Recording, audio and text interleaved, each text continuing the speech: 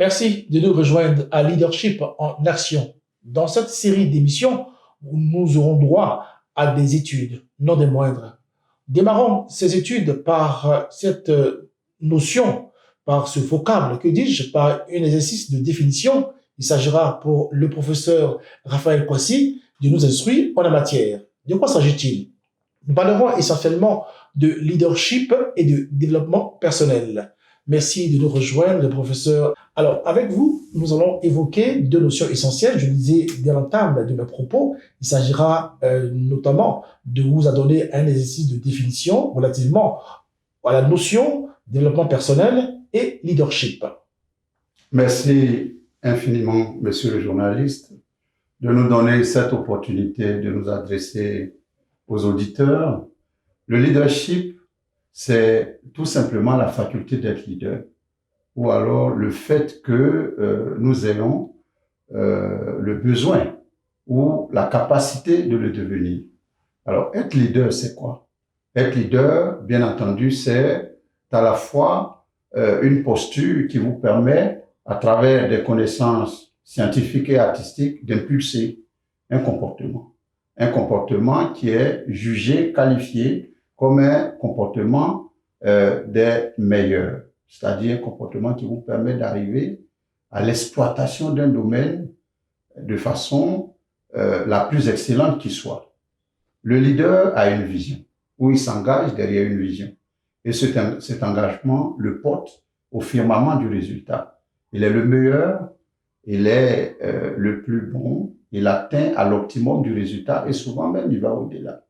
Et parce qu'il incarne donc cette posture excellente, il induit que les gens le suivent. Et Maxwell dira que la plupart du temps, les personnes même qui suivent le leader trouvent leur leader avant de trouver la vision. Voilà. Et donc le leader, il s'engage pour être premier.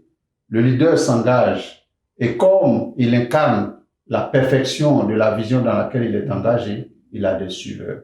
Et l'aptitude au leadership, ça dit la faculté d'être leader, fait que les hommes qui ont cette faculté-là, la plupart du temps, à défaut d'être les meilleurs, sont parmi les meilleurs. Et il y a Lincoln qui l'a dit. Il dit, si vous visez la lune et que vous échouez, vous serez au moins parmi les étoiles. Et comme tous les leaders visent la lune, lorsque parmi eux, certains échouent, il reste au moins des étoiles. Donc voici un peu ce qui est du parcours des leaders et de ce que c'est que la notion de leadership. La faculté donc à vouloir être parmi les meilleurs, c'est-à-dire à pouvoir être leader, à conduire une opinion, à s'engager derrière une vision et à faire en sorte que par cette aptitude même, par le fait que vous incarniez cela, des personnes vous suivent. Un leader sans suiveur se promène en vain, nous dira Maxwell dans les 21 lois irréfutables du leadership. Pourquoi associerait-on le leadership au développement personnel? Tout simplement parce que le développement personnel apparaît comme un processus par lequel on nettoie notre esprit, notre corps, on apprête notre personnalité pour que la personnalité puisse abriter les préoccupations liées à la production supérieure qui nous donne d'être leader. Qu'est-ce que cela veut dire? Nous recevons de l'éducation, de l'apprentissage, de la formation, un certain nombre de leçons qui nous induisent dans un savoir-faire, un savoir-être et qui donnent une image de nous-mêmes en société. À un moment donné, nous nous disons, je suis parfait en mathématiques, je suis faible en littérature. Je comprends vite, par exemple, tout ce qui est lié aux sciences de la Terre. Et donc, par tout ce que nous avons eu à travers notre expérience, nous construisons une personnalité qui est l'association de nous-mêmes, nos propres perceptions et de ce que la société nous renvoie comme écho en retour de nos prestations. Et donc, à un moment donné, cela constitue un résidu dans notre esprit. Le développement personnel consiste donc à faire le tri entre ce qui est mauvais en nous, ce qui est négatif, ce qui est moins valorisant et ce qui est valorisant, la part utile de nous-mêmes. Nous séparer donc de cette part qui est inutile, en griffe, ou alors qui nous tire vers le bas et nous dit que nous devons nous positionner avec tout ce que nous avons de positif pour aller de l'avant, c'est que nous sommes en plein dans le développement personnel. Et cette considération, donc, est, si vous voulez, le niveau où nous arrivons pour que le leadership s'installe. Si vous n'avez pas confiance en vous-même, si vous ne mettez pas en avant un certain nombre de qualités par rapport aux, si vous voulez, qui viennent à la suite du développement personnel, vous ne pouvez pas construire la personnalité qui va faire de vous plus tard un leader. Et c'est pour cela que au leadership, l'on associe le développement personnel, qui est comme le processus qui appelle à construire la qualité de personnalité par rapport à laquelle on vous reconnaît comme leader par les signes visibles que j'ai cités. On adhère à vous, on vous suit et vous êtes celui qui conduit par rapport à nos visions. Professeur Raphaël Kouassi, pourquoi cette osmose développement personnel, leadership? Quel intérêt?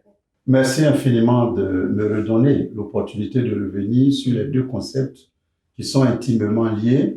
Le concept du développement personnel et celui du leadership.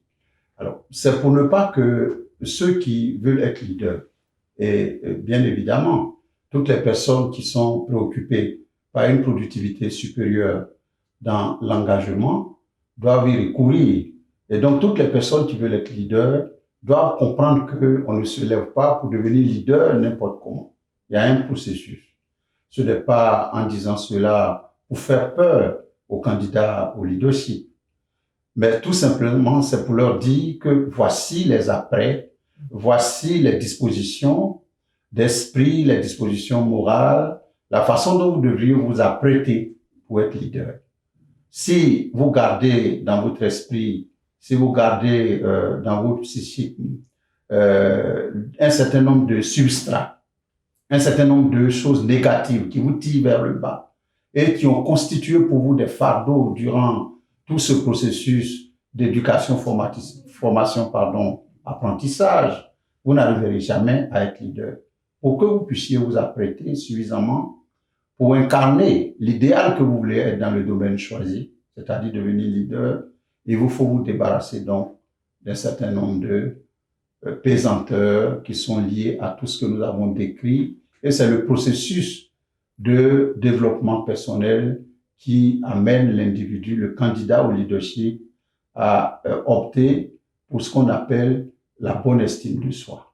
La bonne estime de soi, c'est l'état où, à partir du développement personnel, l'individu, la personne, arrive et se dit « Je suis prêt maintenant à affronter toutes les formes de challenge qui sont devant moi et à exceller dans le domaine que j'aime. » Que ce soit le domaine du sport, le domaine des mathématiques, des sciences, ou de la science-fiction, de l'aéronautique, n'importe lequel des domaines où on s'engage pour être parmi les meilleurs, pour être parmi l'élite, pour vouloir être leader, il faut que vous soyez débarrassé donc de toute cette crasse, des escories, comme on l'appellerait, qui gênent votre esprit, votre relation aux autres et votre relation par rapport à vous-même.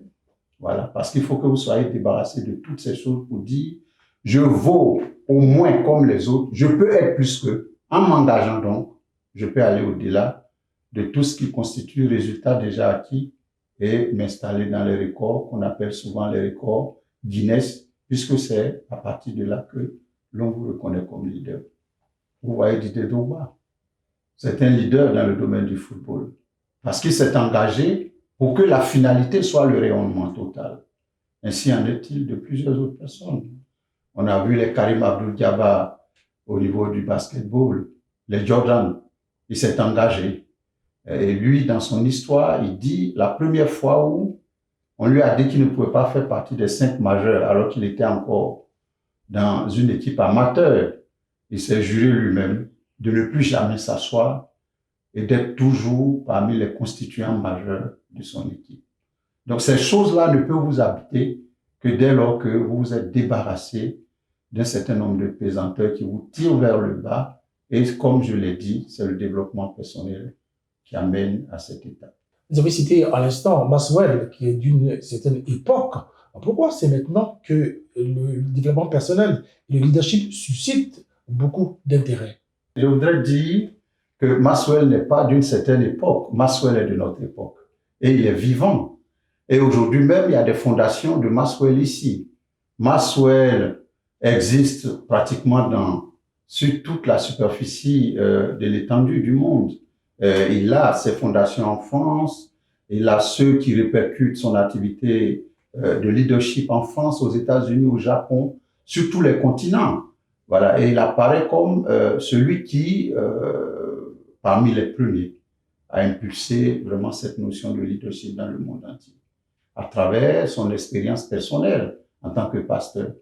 Et les 21 lois irréfutables du leadership, qu'il a écrit, comme je l'ai dit à l'entame, constitue cet ouvrage-là, une espèce de Bible à partir de laquelle beaucoup ont travaillé. Il y a également beaucoup d'autres auteurs, comme les Stephen Sample, les Barry Warrens, voilà, et il y en a beaucoup d'autres qui ont écrit sur le leadership.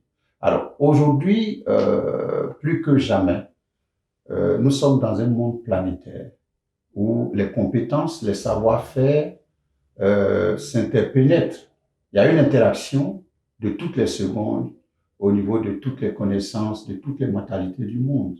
Voilà, et on se rend compte, surtout dans l'ère francophone, que le leadership et le développement personnel apparaissent comme les premiers acquis indispensables à la productivité. Vous voulez avoir des citoyens qui sont bien, vous voulez avoir des gens qui produisent et qui s'engagent dans l'activité pour des résultats supérieurs, des personnes qui apparaissent plus tard ou qui apparaîtront comme des exemples à suivre, ceux qui vont tirer le peuple vers le haut et qui vont faire que vous allez avoir, si vous voulez, des citoyens qui sont constitués comme des soldats parce que sentant d'abord la préoccupation de la productivité comme étant la première dans leur engagement. Donc aujourd'hui, comme je l'ai dit pour me reprendre, dans un monde de concurrence, de compétition, de compétences avérées où le génie est à fleur de peau, où les gens veulent réaliser, si vous voulez, ou doivent réaliser le meilleur pour pouvoir figurer dans l'élite, on a besoin de leadership. Plus pour les pays africains encore. Parce que nous avons nos États, fort malheureusement, à une étape entre le sous-développement et le développement. Et nous avons besoin pour cela d'avoir des citoyens, des profils de gens qui sont des gens exemplaires à travers l'engagement dans le travail, dans la profession, la conception, et pour que les autres les suivent et disent, voici les exemples en société qui méritent d'être copiés. Voici pourquoi nous courons et que ces derniers temps, vous avez l'impression que le leadership et le développement personnel sont deux axes sur lesquels tous les formateurs appellent l'attention des décideurs et de la société. Professeur Raphaël Kwasi, nous sommes au thème de notre échange. De tout ce qui précède, qu'est-ce que les abonnés de Leadership en Action doivent retenir? Je voudrais, au terme de cet entretien, que tous ceux qui s'abonnent à Leadership en Action comprennent que les concepts de leadership et de développement personnel sont des concepts qui sont largement à leur portée. Et c'est pour cela, d'ailleurs, que nous sommes heureux de les accueillir à Leadership en Action. Il s'agit de travailler ensemble et de comprendre que, à partir d'un développement personnel aisé, qui est un processus d'introspection, c'est-à-dire que chacun peut faire à son niveau, nous pouvons donc, nous, ici, nettoyer notre personnalité, notre esprit, et nous disposer à tirer le meilleur dans n'importe laquelle des activités que nous allons nous engager.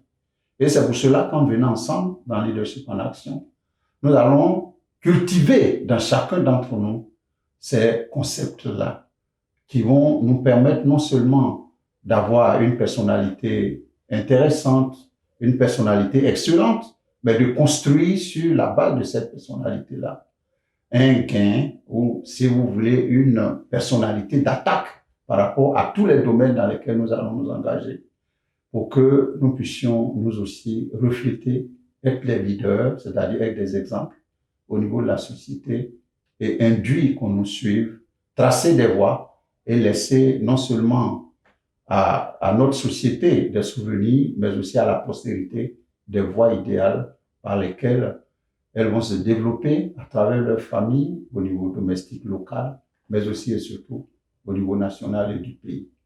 pour que le développement s'amorce très rapidement pour ce qui concerne les Africains. Qu'est-ce que le développement personnel pourrait nous apporter dans notre quotidien et également quel est justement l'intérêt du leader en société?